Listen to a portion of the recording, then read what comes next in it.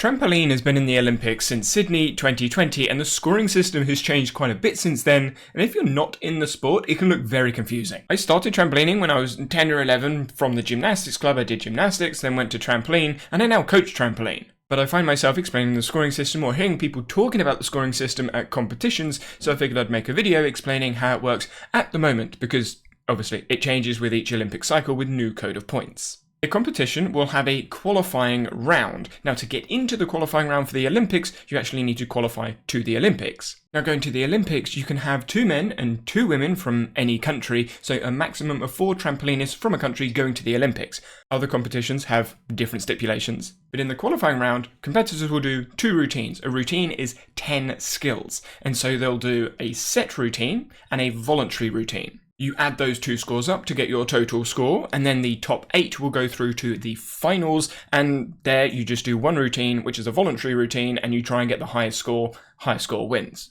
For the Olympics, there'll be 16 competitors, so you'll get 8 through to finals, and then 8 will get knocked out in the qualifiers. Building up these scores, there are 4 different scores that go into it. Some of them are simple, some of them not. Time of flight. The higher you jump, the higher the score you get. Pretty simple. Horizontal displacement. The closer to the middle of the trampoline, the higher the points. In Olympic, international and national competitions, you'll have a machine underneath the trampoline that actually works it out for you. So the travel is worked out automatically and the horizontal displacement is worked out automatically. At regional competitions, the horizontal displacement, or the travel around the trampoline, may be judged by horizontal displacement judges standing next to the trampolines, which we'll use. I'll show an image on screen, this graphic, to show what scores are deducted. As a routine is 10 skills, a maximum horizontal displacement for 1 skill is 1, so you can have a maximum score of 10, i.e. you jumped on the cross 10 times in a row. There isn't a maximum score for time of flight because it's just the higher you jump, but obviously physics. Then we have the 3rd score, which is the execution score. That's where the judges look at the routine. They go through all of what they're looking for. So the tightness of shape, the straight lines, different rotations and angles. You can have a look at the code of points of what they're looking at because, again, this changes. And I'll have a set of execution judges. Now, most competitions that I've been to and I've officiated at, there's 4 execution judges. The top score and the bottom score get taken off, so you have the middle 2, they get added together. However, in elite and international competitions, it's done slightly differently. They have 6 judges, not 4, and each judge every single skill. So 10 skills in a routine, you'll get 10 different scores per judge. But the way that it's done is skill 1 will have 6 scores. Deduction maximum 0.5, minimum 0. So skill 1 will have 6 scores, skill 2 will have 6 scores, skill 3 will have 6 scores, and so on.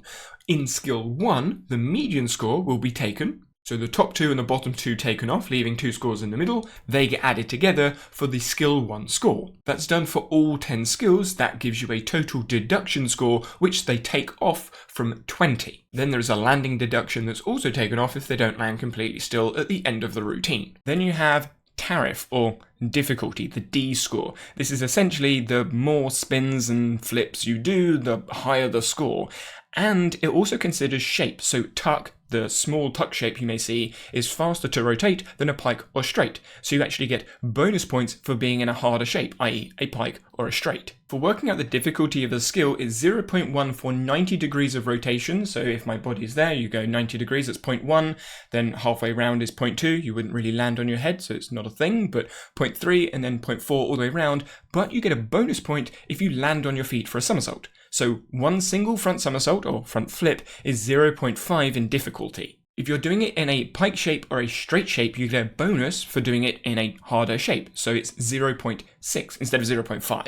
Or you could add a half twist, which is 0.1, or a full twist, 0.2, 0.3, so you get 0.1 per half twist. However, this gets far more complicated when you get to the bigger skills because you get different bonus points. So you get bonus points for doubles, different bonus points for triples and quads, and then when you're adding multiple twists, it gets very complicated. Most people won't need to know about this, and if you do, there's the code of points on screen so you can have a look through. Now, a couple of nuanced pieces of information here is some competitions won't have a difficulty score for various reasons, so instead of having 2 execution scores and difficulty, they'll have 5 execution judges, take the top and the bottom off, leaving them the 3 middle execution scores, so they still get the same sort of overall total, but instead of having a difficulty, they have 3 execution. Now, I've seen this confusion before with coaches, parents, and individuals competing. If you do a somersault in a tuck position forwards with a half twist, that's 0.5, add 0.1 makes 0.6. If you do a piked front somersault, that's 0.5, add 0.1 makes 0.6, and then you add a half twist for the Barani, you'd think that's 0.7,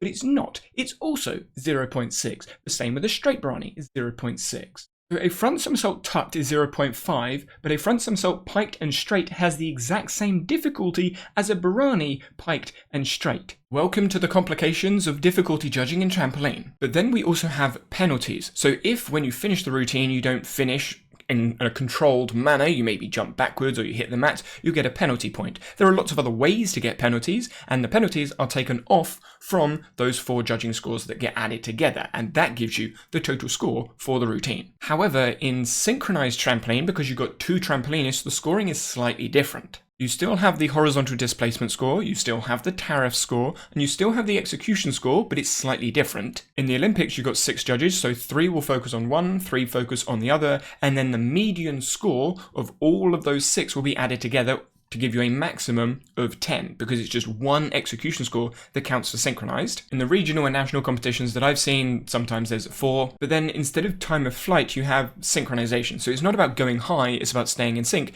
with your other person, and that's a maximum of 20. And then of course, you still get the penalties deducted. But this scoring system impacts how individual skills are coached, whether they're coached for execution in Olympic trampoline, or if they're coached for training a gymnastic skill, or diving, or skiing, or skateboarding. I've also seen lots of parkour, free running athletes also use trampoline to practice orientation in the air, and then you've got freestyle trampoline, which is a different competition from the Olympic trampoline, and they use freestyle trampolines, which are different trampolines, so different equipment, but they also have a completely different judging and scoring system, which maybe I'll do in a future video. Now, adding this quickly at the end, as a coach, trampoline, yes, is a sport, is a competitive sport in the Olympics, but a trampoline can be used as a piece of equipment for lots of different things. For strength and conditioning, that's what my master's degree is in, physiotherapy, rebound therapy, so you don't have to be doing flips and spins and stuff on a trampoline, you could just be walking to gain balance because it's an unstable surface. So I try and think about trampoline as a piece of equipment that you could do a sport on, but lots of other things, similar to just a grass field. There's lots of opportunities there. Now, trampoline parks are very separate from Olympic trampoline, freestyle trampoline, or any sort of trampoline training environment. Organized trampolining is what I would call it.